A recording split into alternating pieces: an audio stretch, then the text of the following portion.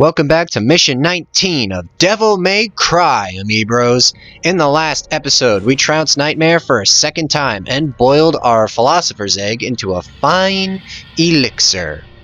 In this episode, we're going to be taking said elixir and entering the mirror dimension to obtain the key that'll allow us entry into the underworld, the Philosopher's Stone.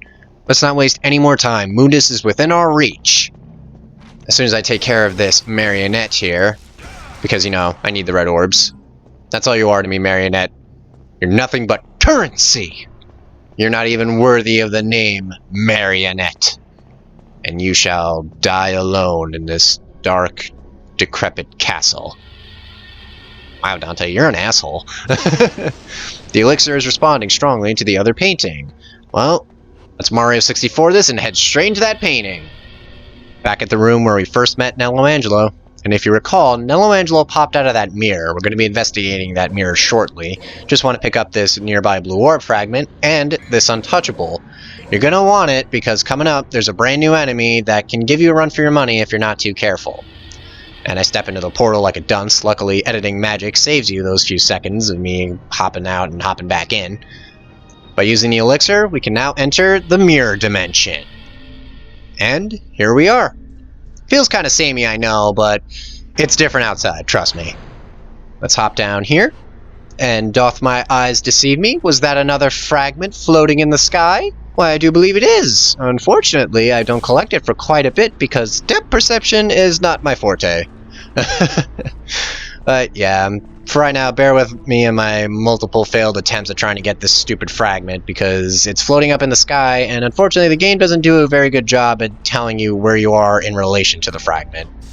In order to get it, you need to use air raid, and if you don't have air raid, well, you're out of 2 fragments because there is another one in this part of the level. I'll be showing that off real soon, but for right now I think I'd just say fuck it, I'll get it later, not waste my DT runes, and just pick up the Philosopher's Stone. Yeah, that item on a pedestal over there, that's a Philosopher's Stone. It looks like a glorified D20 you'd see in Dungeons & Dragons. And apparently our brand new friends don't like the fact that we took their D20. But our new friends do have a name. They're called Nobodies. Yeah, that's their name. Nobodies are strange monkey-like demons that are really tough, especially in groups. Not tougher than Shadows, but a close second, right next to Death Scythe and Death Scissors. When they're small, they aren't much to worry about, but they can stun you with their attacks and set you up to be hit by larger nobodies. Speaking of which, when the going gets tough, the nobodies will put on a mask and grow in size. I suppose they're a big fan of Power Rangers. Aside from the basic swiping and drop kick attack, the nobodies can hurl out exploding eyeballs, which act as makeshift landmines in limiting your approach. However, their most dangerous move, as you just saw there, is that they can sap away your DT runes. No other enemy, with the exception of one, has ever been able to do that before, making the nobodies an extremely dangerous foe to take on. It's best to deal with the nobodies as quickly as possible if you hope to survive. Of course, another counter for them stealing your DT runes is to have Sparta equipped, because remember, while Sparta is equipped, you can't Devil Trigger. You have no DT runes, meaning the nobodies have nothing to steal from you. The only downside, of course, is that you can't Devil Trigger, but are you really going to be complaining when you're facing down nobodies? I know I'd rather have my DT runes than have them stolen. The best ways to shrink down the nobody is to either use Air Raid or Well-Timed Stinger. After you break the mask, the nobody will shrink back down, and the fight becomes a little bit more manageable. However, the best piece of advice I can give you for dealing with nobodies is to always keep moving, even after you kill them, because once you kill them, just like the Shadows, nobodies have a longer than normal death animation, where they explode and spread their blood everywhere. Their blood is also harmful. I didn't know nobodies were part xenomorph until I played Devil May Cry, but here we are. But if you keep your wits about you, you should be fine. I don't think the nobodies can steal your DT runes while you have an untouchable activated. I could be wrong about that. Maybe somebody can mention it in the comments. But now that we're done facing the nobodies, how about some fun trivia on them? Nobodies bear a striking resemblance to the Lickers from the Resident Evil series, with both having a bizarre and animalistic nature to them, as you just saw. Hell, even the way they walk on all fours, it's similar to that of a Licker.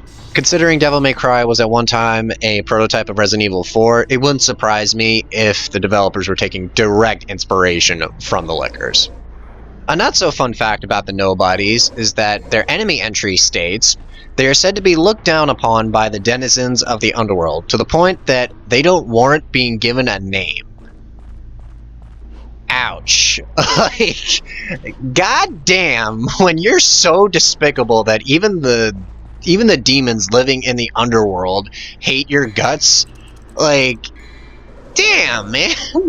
I can't help but feel a little sorry for the nobodies in that regard.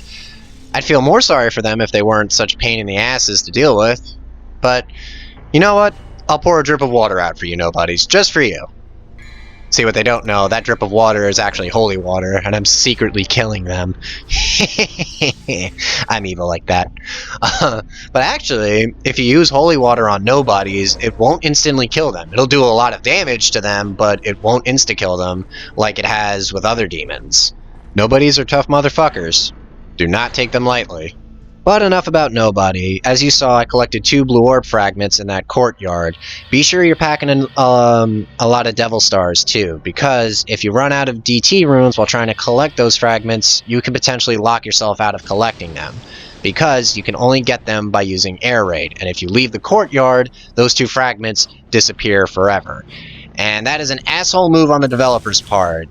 I've already expressed my discontent with trying to get a blue orb fragment from the one secret mission involving the 3 beasts, and the 2 fragments you can get in the courtyard are no different. I hate one and done chances in games, and I don't understand why you have it that way this far in. I mean, granted, they probably expected you to have at least a bigger health bar by now, but still an asshole move, you know? You can't re-up on Devil Stars or your DT runes. Previously, the game would let you backtrack as far as you wanted, or as far as the game could let you, if you needed a few things, but I guess not here.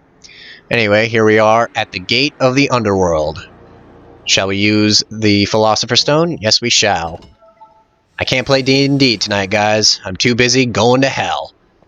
Tally-ho! And that'll be for mission 19. Rather short mission, no boss fight, nothing, just dealing with nobodies.